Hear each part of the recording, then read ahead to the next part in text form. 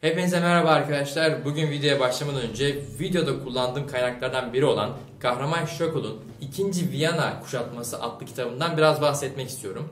Kitap Sultan 4. Mehmet'in Köprülü Mehmet Paşa'yı sadarete getirmesiyle başlıyor. Hafız Ahmet Paşa dönemi ve Merzifonlu Kara Mustafa Paşa dönemini ele almakta. Zaten ben bu konuları kanalda da videolarda işlemiştim. Kitapta 1. ve 2. Leistan seferini ele alarak Kazakların bize karşı isyanı ve Rusların tarafına geçerek Çehrin kuşatmasını da ele alıyor. Ondan sonra da 2. Viyana'ya doğru giden süreci ele almakta. 2. Viyana kuşatmasını detaylı olarak ele almakta kitap. Kuşatmadaki olayları bölüm bölüm kitap bizlere anlatmakta. Sizin de bu kitabı okumanızı önemli tavsiye ederim. Halihazırda ben de okumaktayım kitabı. Gerçekten de bayağı faydalı bilgiler edindim. Kitaba ulaşmak istiyorsanız aşağıda linki mevcut. Aşağıya linkini koyacağım. Oradan linke giderek kitaba ulaşabilirsiniz. Hadi videoya geçelim. Sultan 4. Mehmet Han 30 Nisan 1678'de Çehrin seferi için Davutpaşa kışlasından hareket etti.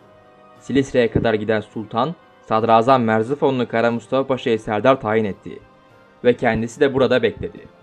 21 Temmuz 1678'de Çehrin önüne varan sadrazam kaleyi kuşattı. Muhasarın 3. gününde Rus generali Romodanovski'nin büyük bir ordu ile Çehrin'e yaklaşması üzerine sadrazam Kırım Hanı Halep Beylerbeyi Kara Mahmut Paşa'yı Rus ordularını karşılamak için gönderdi. Yardım kuvvetlerinin gelmesinden cesaretlenen kale müdafileri vuruş hareketi yaptılar ise de büyük kayıplar vererek geri çekildiler. Kırım Hanı ve Halep Beylerbeyi yardıma gelen Rusları durdurdular ise de mağlup edemediler.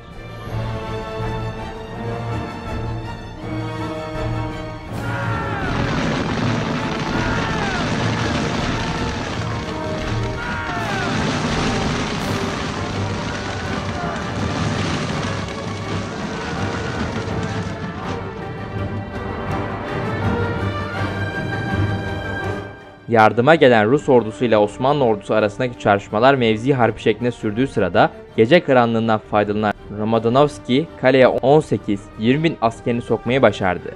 Sadrazam Osmanlı askerini kurulan köprüler vasıtasıyla orduya çektikten sonra köprüleri yıktırdı ve Rus kuvvetlerinin geçmesini önledi. Serdar'ın kaleyi fethetmeden geri dönülmeyeceğini bildirmesi ve 1 Aralık Osmanlı mevzilerine yaklaşan 5000 Rus'un birkaç yüz Osmanlı askeri tarafından perişan edilmesi askerin gayrete gelmesine yol açtı. Muhasarın 33. gününde lağımlar patlatmak suretiyle kalede açılan büyük gediklerden Osmanlı askeri kaleye girdi. Kalede bulunan Rus askerlerinden bir kısmı kaçarken bataklıkta boğuldu.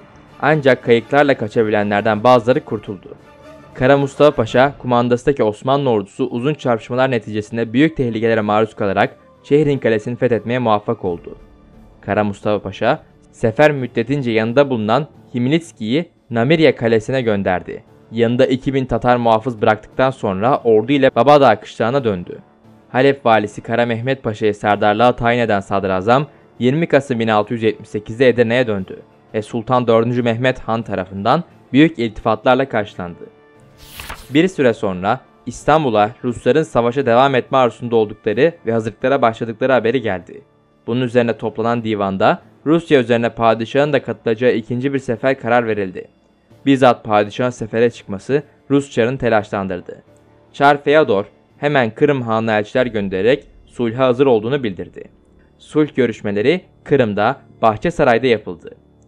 Kırım Hanı tarafından sulh esasları Edirne'ye gönderildi ve tasdik olundu.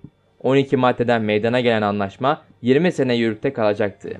Bu anlaşmaya göre Özü suyu Osmanlı Devleti ile Rusya arasında hudut olacaktı. Kırım Hanı Rus topraklarına akınlar yapmayacak ve esirler değiştirilecekti. Rusya ile sulh anlaşması yapıldıktan sonra Avusturya'ya karşı isyan edip Osmanlı Devleti himayesini isteyen Tökeli İmre ve Orta Macaristan meselesi ortaya çıktı. Osmanlıların Orta Macaristan dedikleri yer Osmanlı hakimiyetindeki Macaristan'ın kuzeyinde bulunan Yukarı Macaristan'dı. Orta Macaristan'da o zaman Protestan Macarlar bulunuyordu ve bunlar Katolik Avusturya'nın idaresi altındaydılar. Avusturya İmparatoru 1. Leopold 1668 yılında buradaki Protestanları Katolik olmaya zorlayınca bunlar vicdan hürriyetine müdahale etmeyen Osmanlı Devleti'ne müracaatla o tarafa geçmeyi kararlaştırdılar. Fakat bu karardan haberdar olan imparator Macar beylerini katlettirince bunlardan birinin oğlu olan Tökeli İmre Avusturya'ya karşı isyan bayrağını açtı ve Osmanlı himayesine girmek istedi. Sadrazam tarafından Orta Macaristan kralı ilan edilen Tökeli İmre'ye yardım etmek için Budin Beyler ve Arnavut İbrahim Paşa vazifelendirildi. İbrahim Paşa kısa sürede bütün Orta Macaristan'ı fethederek Osmanlı Devleti'ni metbu tanıyan Tökeli İmre'ye bıraktı. Batıda Fransa ile uğraşan Avusturya İmparatoru Leopold, Orta Macaristan'ın fethiyle büyük telaşa düştü. Henüz müddeti bitmemiş olan sulh anlaşmasını yenilemek üzere İstanbul'a elçi gönderdi. Sadrazam tarafından yapılan teklifleri Avusturya İmparatoru'nun kabul etmemesi üzerine Avusturya seferine karar verildi. 1683 Nisan ayı başlarında 4. Mehmet Han'ın kumandasında Edirne'den hareket eden ordu Belgrad'ın karşısındaki Zemun sahrasına geldi. 27 Haziran'da İsoltini Belgrad'da harp meclisi toplandı. Yanıkkale ile Kameron Kalesi'nin fethi ve Avusturya işlerine akınlar yapılması görüşülürken Sadrazam Viyana üzerine yürünmesini teklif etti. Kırım Hanı, Murat Giray ve Budin Beylerbeyi Arnavut İbrahim Paşa'nın karşı fikir beyan etmelerine rağmen Viyana muhasarası teklifi kabul edildi. Meclisin aldığı bu karar bir telhisle sultana bildirildi. Sultan durumu öğrenince Sadrazam'ın kendisine danışmadan Viyana'yı muhasaraya karar verdiğine hayret ederek "Kastımız Yanık ve Kameron kaleleriydi. Viyana kalesi dilde yoktu." Paşa ne acayip saygısızlık edip bu sevdaya düşmüş. "Hoş, imdi Hak Teâlâ asan getüre. Lakin önceden bildireydi rıza vermezdim" diye üzülerek bu emri-vakiyi istemeye kabul etti. Osmanlı ordusunun kuvvet ve azameti karşısında tek başına bir şey yapamayacağını anlayan Avusturya İmparatoru bütün Avrupa'dan yardım istedi. Aralarında ihtilaf bulunan Rusya ile dahi görüşmeler yapıp yardımını temin etti. Avusturya böylece Osmanlı ordusunun üzerine yürümesine karşı Haçlı İttifakı'nı temin etmiş oldu. Kara Mustafa Paşa 14 Temmuz 1683'te Viyana önlerine varıp kaleyi kuşattı.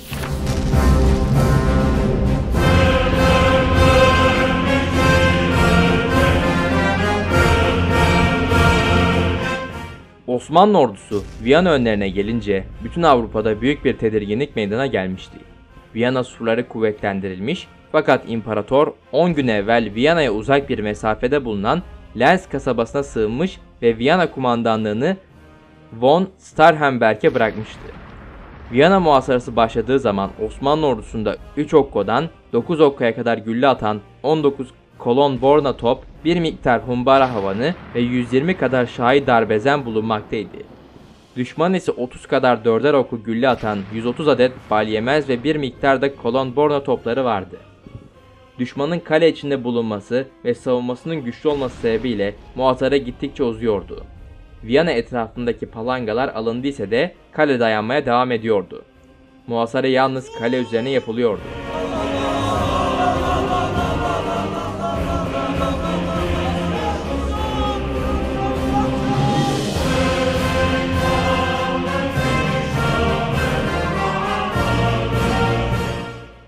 Viyana'ya gelebilecek yardımları önlemekle Kırım Hanı vazifelendirildi. Muhasara bütün şiddetiyle devam ederken Kırım Hanı ve bir kısım kumandanların ihaneti yüzünden Avusturya yardım kuvvetleri Viyana önlerine geldiler. Kuşatmayı kaldırmayan sadrazam Avusturya kuvvetleriyle karşılaştı. Kırım Hanı tutmakla vazifeli olduğu köprünün üzerinden düşman askerinin geçişini seyrederken yanında bulunan imamı gayret-i diniyesiyle "Han'a ne yapıyorsun? Düşmana yardım etmek kitaba sığar mı?" deyince Kırım Han da "Evet, belki yaptığım kitaba sığmaz. Ancak Osmanlı da bizim kıymetimizi anlasın da Tatarları ihmal etmesin" demek basiretsizliğini gösterdi. Halbuki Fatih Sultan Mehmet Han zamanından beri Kırım Müslümanları Osmanlı'nın gözbebeği olmuştu. Kırım Hanı bu sözleri söyledikten sonra güle oynaya atını sürerek Viyana önlerine geldi ve Osmanlı sadrazamına "Düşman askeri geliyor. Onlara karşı mukayyet olmak lazımdır" demekten başka hiçbir işe yaramadı. Osmanlı ordusunun sağında Budin valisi İbrahim Paşa, merkezde sadrazam, sol kanatta ise Sarı Hüseyin Paşa bulunuyordu. Osmanlı ordusunun gerisine inmek isteyen düşman planında muvaffak olamadı. Düşmanın harp levazımatı fazla olduğundan aralıksız gülle ve kurşun yağdırıyordu. İki ordu kıyasıya mücadele etmeye devam ediyorlardı. Bu sırada sağ cenahta bulunan Arnavut İbrahim Paşa ve kuvvetleri hiçbir baskıya uğramadıkları halde hızla geri çekilmeye başladılar. İbrahim Paşa askerlerini alarak adeta Yanıkkale'ye doğru kaçmaya başladı.